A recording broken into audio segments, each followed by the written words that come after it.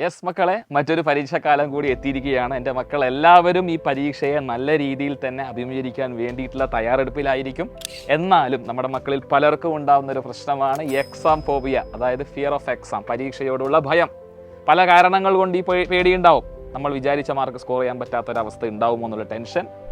മറ്റൊരു പ്രശ്നം എന്ന് പറഞ്ഞാൽ പാരൻസ്, ടീച്ചേഴ്സ് ഇവരുടെ എക്സ്പെക്റ്റേഷൻ മീറ്റ് ചെയ്യാൻ പറ്റുമോ എന്നുള്ളൊരു ടെൻഷൻ നമുക്കുണ്ടാവും.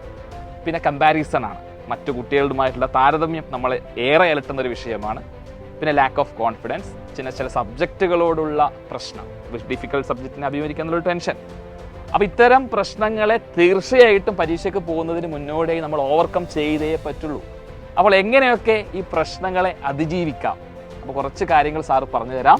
എക്സാം പ്രിപ്പറേഷനോടൊപ്പം തന്നെ നിങ്ങൾ കൃത്യമായി ഉറങ്ങുന്നുണ്ട് എന്നുള്ള കാര്യം നിങ്ങൾ ഉറപ്പുവരുത്തണം. ചുരുങ്ങിയത് 8 മണിക്കൂർ നേരമെങ്കിലും നിങ്ങൾ ഉറങ്ങണം.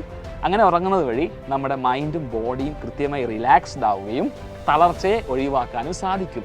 അതുകൊണ്ടുള്ള ഉപയോഗം എന്താ? നിങ്ങൾ തളർച്ചയില്ലാതെ പഠിക്കുമ്പോൾ തീർച്ചയായിട്ടും ആ പഠിക്കുന്ന കാര്യങ്ങൾ നിങ്ങളുടെ മൈൻഡിൽ തന്നെ ഉണ്ടാവും, അതെവിടെയും പോകത്തില്ല. പിന്നീട് മെഡിറ്റേഷൻ ആണ് പറയാനുള്ളത്.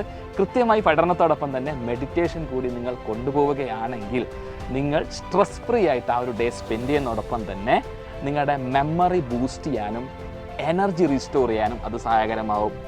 തുടർച്ചയായി മണിക്കൂറുകളോളം വിശ്രമമില്ലാതെ പഠിക്കുന്ന ശീലമുണ്ടെങ്കിൽ അതും പ്രശ്നമാണ്. അത് നിങ്ങളെ പ്രതികൂലമായി ബാധിക്കാനുള്ള സാധ്യതയുണ്ട്. തീർച്ചയായിട്ടും പഠനത്തിന് നിങ്ങൾ എന്ത് ചെയ്യുക? ഇടവേളകൾ കൊടുക്കാൻ ശ്രദ്ധിക്കുക.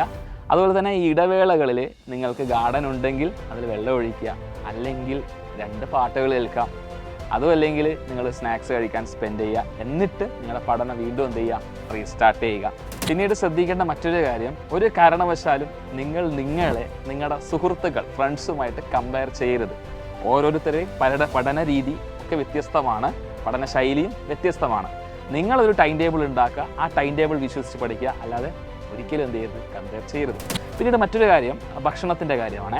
പരീക്ഷാവേളയിൽ നിങ്ങൾ കഴിക്കുന്ന ഭക്ഷണം ആരോഗ്യമുള്ള ഭക്ഷണം കഴിക്കുക. അനാരോഗ്യപരമായിട്ടുള്ള ജങ്ക് ഫുഡ് മാക്സിമം നിങ്ങൾ ഒഴിവാക്കുക. പച്ചക്കറികൾ ഉൾപ്പെടുത്താനും പ്രത്യേകം ശ്രദ്ധിക്കണേ. അതുപോലെ തന്നെ വെള്ളം കുടിക്കുന്നത് വളരെ അത്യാവശ്യമാണ്. എപ്പോഴും ഹൈഡ്രേറ്റഡ് ആയിരിക്കുക. ഒരു 4 ലിറ്റർ മുതൽ 5 ലിറ്റർ വരെ വെള്ളം ദിവസവും നിങ്ങൾ കുടിക്കുന്നുണ്ടെന്ന് ഉറപ്പുവരുത്തുകയും ചെയ്യുക.